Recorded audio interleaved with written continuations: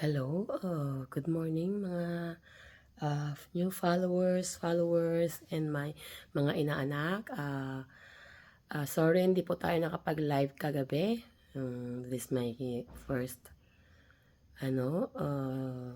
sorry kasi alam natin na busy tayo for the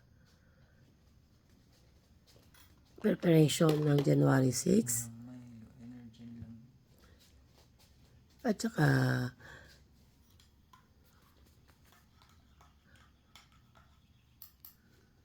akin yan. So, sana naging maayos ang ating maghapon yesterday at today. Sana ay umpisahan natin ang ating araw sa ating mahiwagang say a prayer. Okay?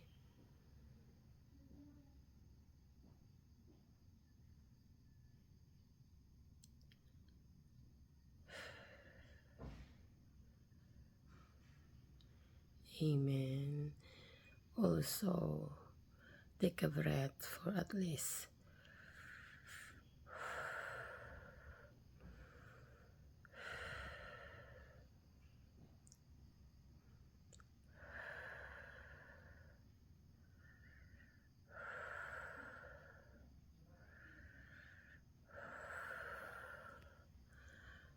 okay.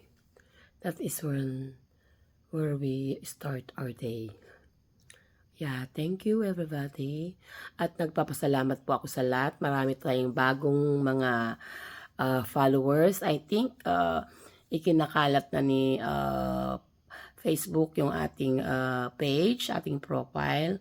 So dahil nasa profile recommendation na tayo, recommendable na tayo, hindi kagaya dati na hindi. So ang dami-dami ng pumapasok sa aking page at nagpapasalamat po ako sa mga bagong content creator na sinadya sa akin, and I will try my best para po ma-replyan ko po kayo lahat with all the messages. And I'm so happy na successful naman po yung ating mga content at natutuwa din naman ako sa mga reply. And so, yun po, ganun po yung gawin po natin sa lahat. Let's be patient. Hindi po ganun kadali po na magkaroon po ng maraming followers. So, lahat po ng mga inirecommend natin, sinasuggest po ni Facebook ay alagaan po natin kasi nandyan po yung ating mga followers. Okay?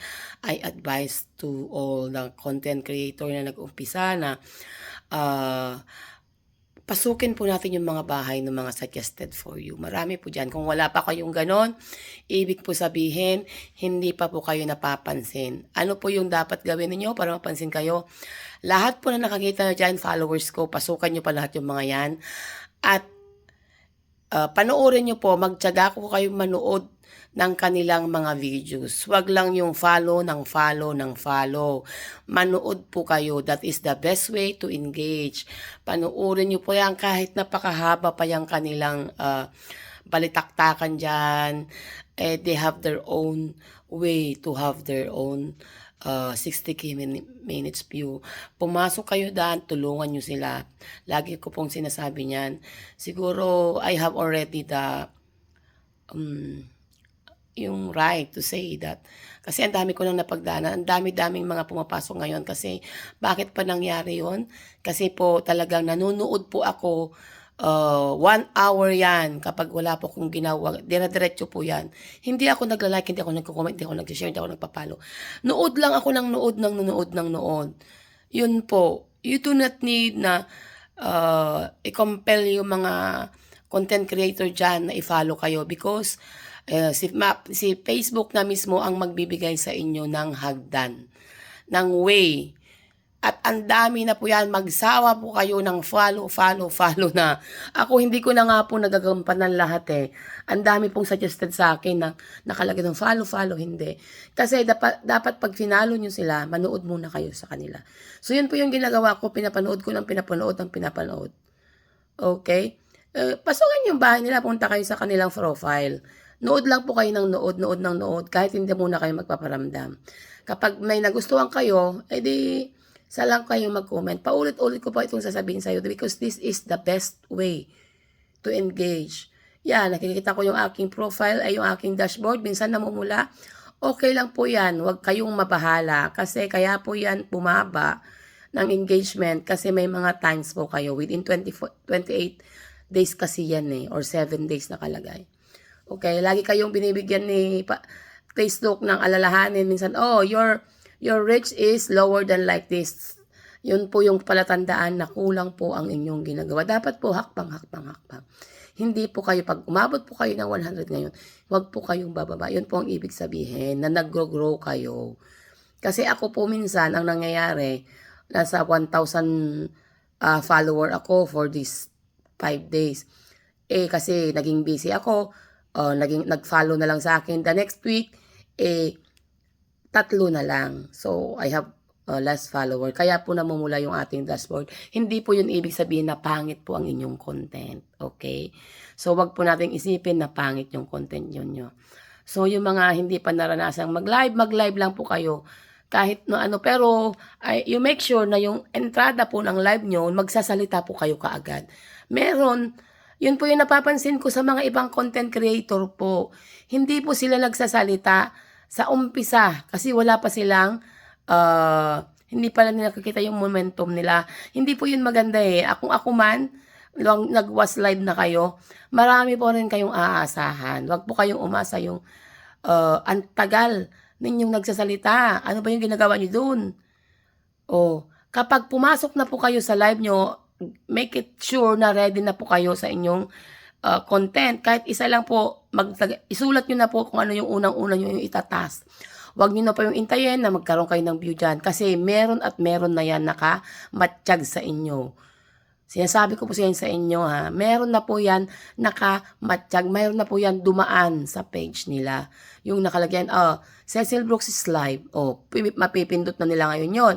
So, dapat po, meron na po kayong ginagawa doon. Hindi yun mag-iintay po kayo dyan ng kasi mapapalagpas nyo po yung dumaan sa inyo. Kasi pag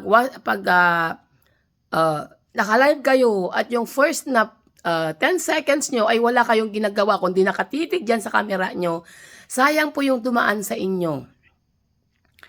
Ko yung dapat kasi po yun pong nangyayari kasi kapag may bago pong nagla-live at dumaan sa akin, ang tagal ko na nakatitig sa kanya, hindi pa rin siya nagsasalita. Ni kahit na mag-smile, hindi naman niya ginagawa. So, mapapalagpas nyo po yung inyong mga viewers pagkaganyan. Huwag nyo pong intayin yung mga dati yung mga followers nyo na mag-ay dyan bago kayo magsalita. Kasi meron po kasi minsan nakamatsyag sa inyo na hindi nyo followers. Okay? Sayang po yung isa, dalawa nyo pong makakuha.